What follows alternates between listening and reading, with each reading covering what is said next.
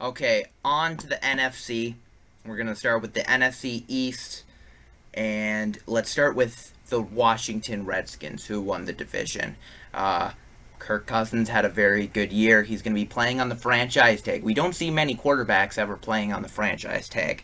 Uh, their running back situation was a little rough last year. They really didn't do anything to improve that, so it looks like Matt Jones is going to be their starter. With their first pick, they picked Josh Doxson, who I believe is on the pup list right now. Yep, he's hurt right now. Yeah, so it's they're gonna roll with Pierre Garcon and Deshaun Jackson. Uh, they got Vernon Davis in free agency. I don't think that really will mean anything because they have Jordan Reed at the starting tight end position. And as for defense, their defense was very good last year, I thought, with Ryan Kerrigan and shoot, who was that? Who was their rookie outside linebacker? Not Trent Murphy. No, crap. But he had 10 sacks last year. Not Perry Riley. Is No, that who you're talking about? no, The no, no. linebacker?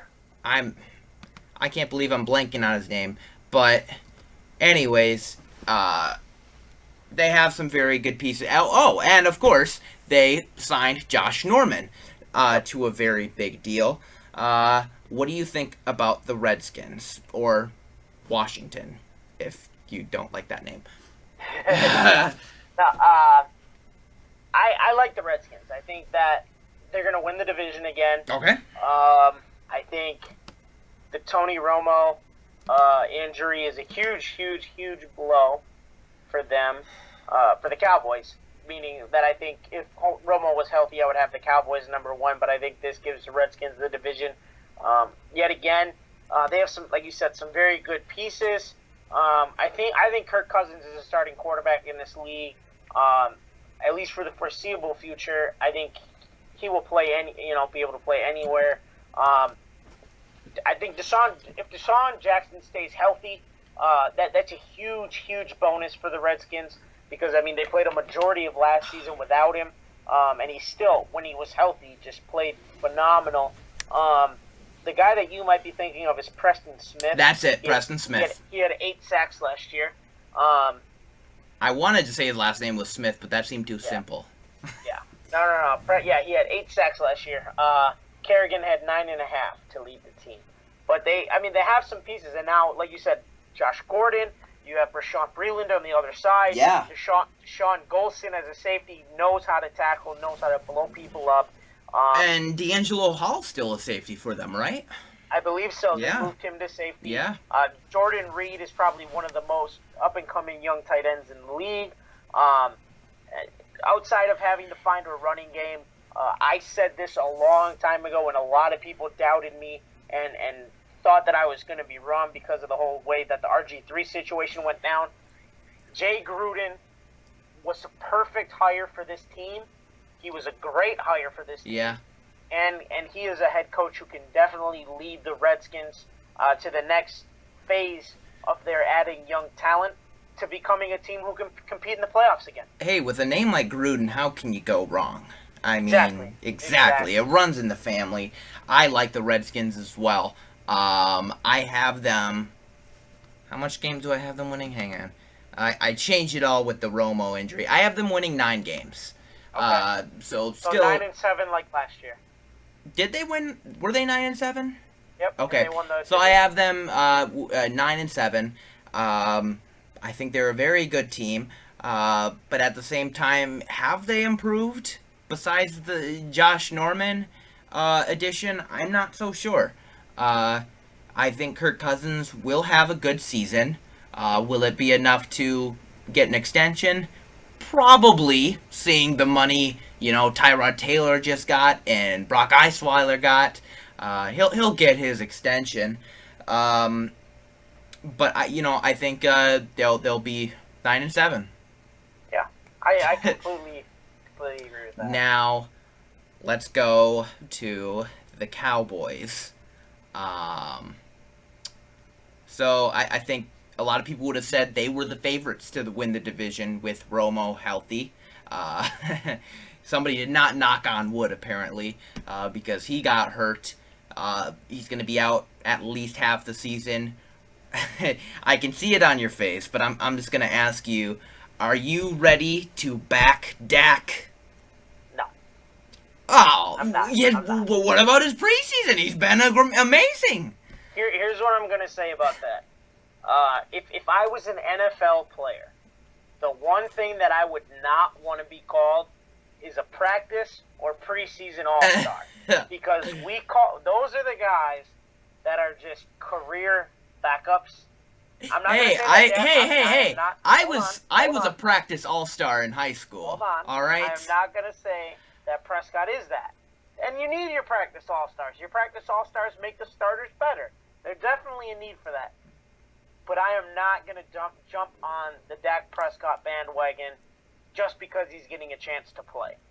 In the preseason, you're playing against other guys who are trying to compete for jobs. Those guys aren't going to be NFL starters, at least not to start the season. Those guys are just fighting to be on the 53-man roster, and hopefully at one point maybe crack the rotation.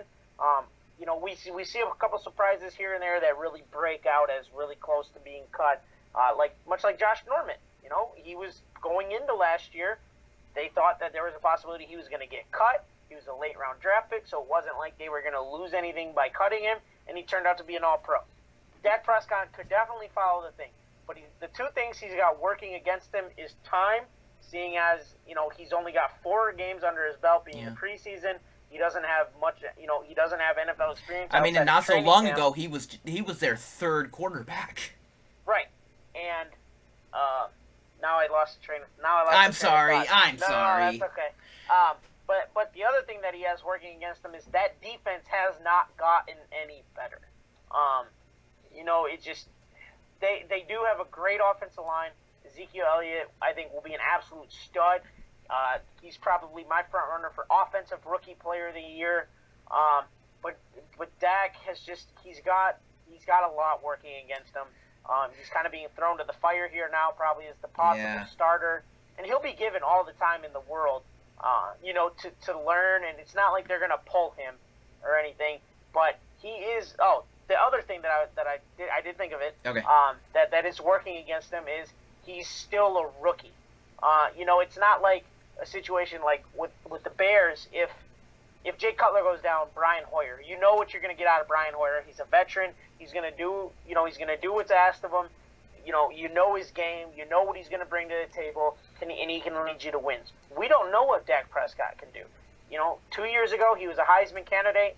As a senior, he kind of took a step back, and then now, he lit the preseason on fire. So you just really don't know with Dak Prescott. So I unfortunately will not back Dak. Oh, here's the deal. I think the Cowboys are a very good team. But with Romo hurt, this changes everything. The reason being that I think with Romo, Ezekiel Elliott could have had a monster year. Because they would have been using him, 20 carries a game, something like that. Now, they do have Alfred Morris, they do have Darren McFadden, who apparently teams are interested in, so he might get traded. But I think now with Dak Prescott at quarterback, they're going to be running a lot. So you could be seeing him getting 25 carries a game, 20, 30 carries a game even. And that could really hurt him and his development, because another guy that got a lot of carries early in his career is Cadillac Williams. Yeah. He was Offensive Rookie of the Year, and that was about it. He got hurt a lot and was he was done for. I think with running backs you have limited carries. And you have to give them, moderation. Moderation is the word I'm looking for. So hopefully they're going to be using a little bit more of Alfred Morris and McFadden. Maybe have a 3-back system. They also have Jolon Dunbar, I think. So four pretty good running backs. I don't know how many wins I have them. I had to change it all really quick with Romo because I went game by game. Yeah. I had them at 11-5, but now I boosted it down to 9 wins. Okay. So I'm gonna say 9-7. Okay. Yeah. I mean, like you said, they're gonna lean on Ezekiel Elliott quite a bit. Don't be shocked if you see the Cowboys run, or convert their offense something similar to what the Carolina Panthers are doing with Cam Newton. Dak is a bigger guy who is able to run. He has a very good arm, but is not accurate, which is very similar to Cam Newton, who completes under 60% of his passes. He's a freak athlete with huge size, but what they do is they run a lot of one wide receiver sets. And, his rookie year, that was Calvin Benjamin, and they run a lot for their tight end, and they go with 2 backs. I think we're going to see a lot of that out of Dallas, where they're going to run a lot of things to try to get Prescott and Dez Bryant on the same page. They're going to try to get Bryant open and in space and just get the ball in his hands. But you're still going to see an integration of Jason Witten, who's just still going to consistently be around that 800 to 900 yard season number. Elliott is going to get a big, huge dose of carries. But as you mentioned, with Alfred Morris and Darren McFadden, they don't have to overload him. Right. If he's struggling or getting pounded, take him out. Put in one of the other guys. So I think we're going to see, if they do it right, I mean, they could ease their way into something similar to what the Carolina Panthers are doing right now. And Dez Bryant said he likes Dak, and that was before Romo getting hurt. So he wasn't just saying that just to say it. The New York Football Giants. We'll go to them next. You're shaking your head. You're shooting yourself with handguns, not real guns. Anyways. We don't promote violence. No, we don't. So Ben McAdoo is a new head coach, promoted from offensive coordinator. Apparently a Hall of Fame coach wasn't good enough for them, so they went with a rookie head coach. And of course they have Odell Beckham Jr., a.k.a. God, at wide receiver, or at least according to ESPN. He is God. Defense, they added Olivier Vernon, as well as one of my favorite cornerbacks, Janoris Jenkins. And Damon Harrison from the Jets. Yeah. So they went out there and spent some money, and a lot of people apparently think this is gonna be 2016 is gonna be the resurgence of Eli Manning. All right, is the little brother gonna finally get some attention now that Big Brother's retired? This is the worst team in the division. Oh! Whoa! I don't know if that's what you were looking for, but this is my bottom of the division. Okay. They don't have a run game. They don't have anybody to throw the ball to outside of Odell Beckham Jr. Eli Manning consistently turns the ball over. Yeah. Their defense is absolutely abysmal, and that's why they spent, $150 million or $200 million or whatever it was on defensive players this offseason to get Vernon, Jenkins, and Harrison. And even then, I mean, you're trying to pair Vernon with Jason Pierre-Paul, who didn't have a great season last year, and he's still he was a few fingers short. Right, so. His fingers didn't grow back, so it's not as if he's going to be the same Pierre-Paul that we saw before. They're still looking for 3 linebackers. I mean, at this point, they're almost just grabbing anybody off the street, giving them a jersey and a helmet, and telling them learn the playbook. It worked with the Eagles when they got Vince Papale, so maybe. And their defense has just been absolutely terrible. I mean, I picked Kirk Cousins as a backup in fantasy football for the sole purpose of the fact that he is going to be able to face the Philadelphia Eagles, New York Giants, and Dallas Cowboys secondaries, which are probably 3 of the worst secondaries in the league, all in the same division. But to me, the Giants are the team who did not do anything to get... I shouldn't say didn't do anything. They made 3 major moves, and I think they're still going to be as bad as they have been. Okay. You want to know something crazy? Do you have them winning? I have them winning the division. But see, with the NFC East, it's so unpredictable. We could see the Eagles winning the division for all we know. Uh, I thought it was going to be a little more predictable with because I thought the Cowboys were a lot more talented than everybody else, but the Romo injury clearly I think will change everything. I had New York winning how many games? I had them winning 9 games, but I think they'll get one more now against the Cowboys, so I have them winning 10 games. Uh, Listen, I mean, they're not a great team. They're not a great team. They're a good team. They're not a great team. I think they have more weapons other than Odell Beckham Jr. I think if Victor Cruz, it sounds like he's healthy, so I'm counting on him to at least have maybe a 700-yard season. And I think Sterling Shepard's also really good. Yeah. At tight end, they have Will Tye, who had a really good rookie year towards the end of the season. And I'm for Larry Donnell, also very good tight end.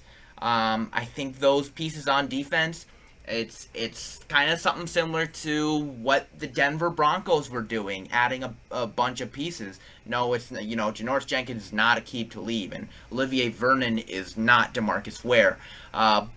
But it is in the same direction where, they can have an above 500 record for a season or two, then tank because of salary cap issues, which is probably what is currently happening to Denver. But I think they're getting the most out of Eli Manning's last couple years. I think Eli is going to be an all right receiver. One of the writers from NFL.com, I don't even care who, but he predicted Eli to be a first-team All-Pro. Anyway, let's just ignore that. But I have them winning the division with 10. Okay. I will give them credit. I think even though he was overdrafted, I think Eli Apple. That's right. Yeah, I even forgot about him. Was a good pick. I think 10 was a little high, but he's very, very talented. And if he turns out to be anything close to what the Broncos were able to get out of Bradley Roby, who was the corner from the same school before him, You're right. That could be an absolute steal and make them look incredibly smart. For a while there, the Giants were the every other year team. They were the San Francisco Giants of the NFL. But it just,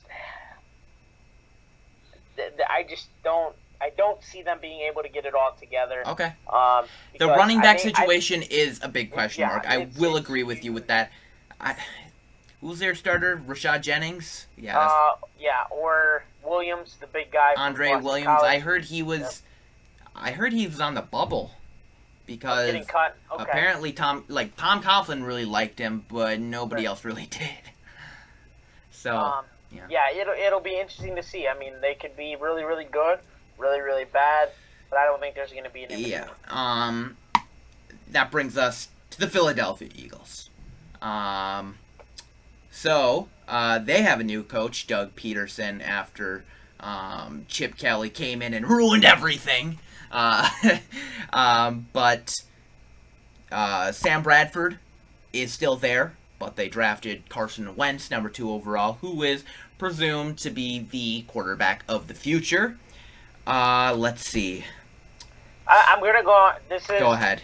This is my dummy what moment of the day, the Philadelphia Eagles offseason. Okay. Because you paid Sam Bradford guaranteed money for 2 years. You paid Chase Daniels guaranteed money.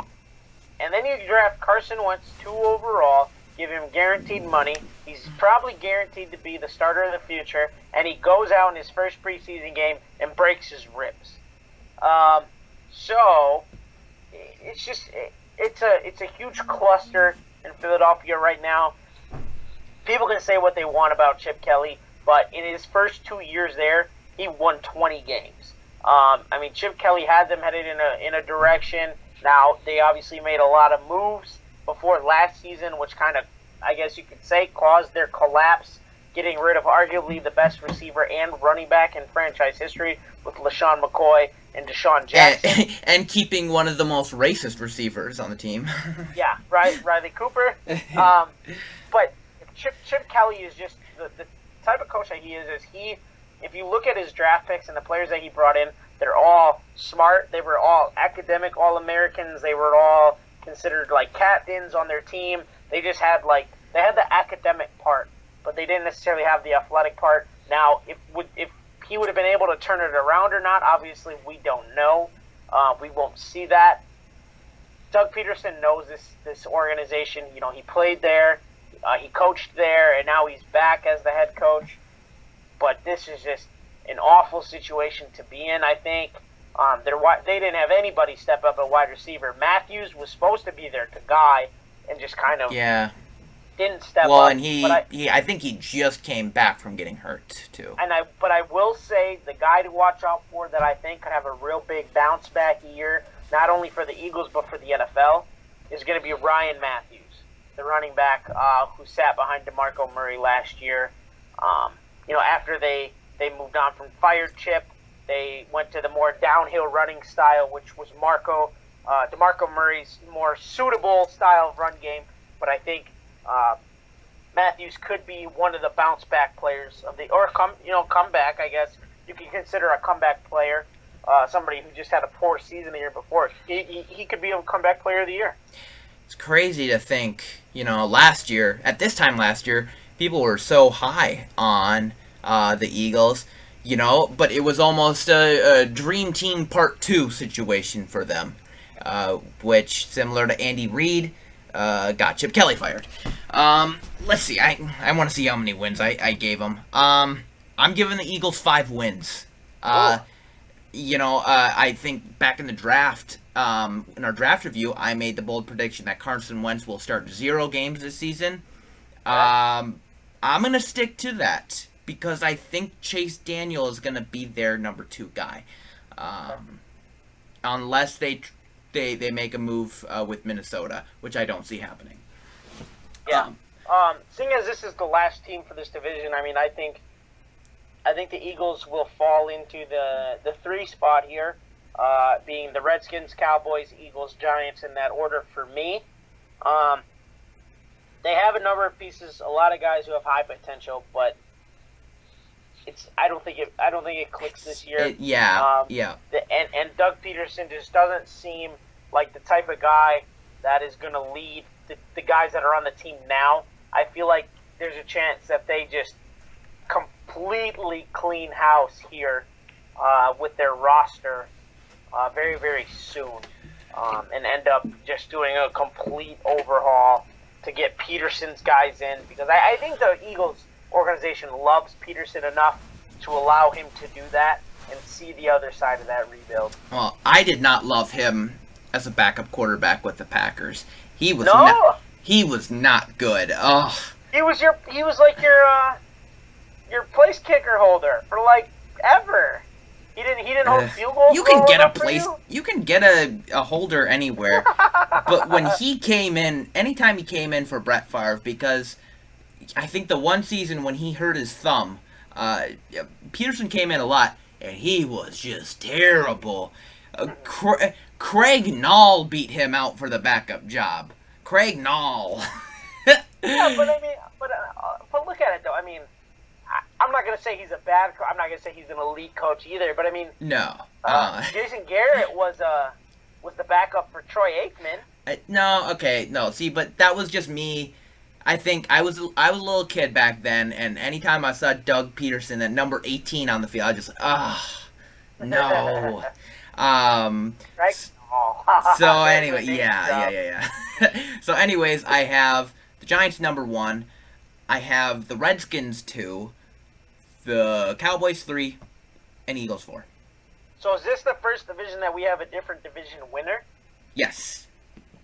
Because I know we've had some differences where you had the Chargers and Broncos flip-flop for me, but this is the first division winner that what's your order for this division? Skins, Cowboys, Eagles, Giants. Okay. All right. I like that.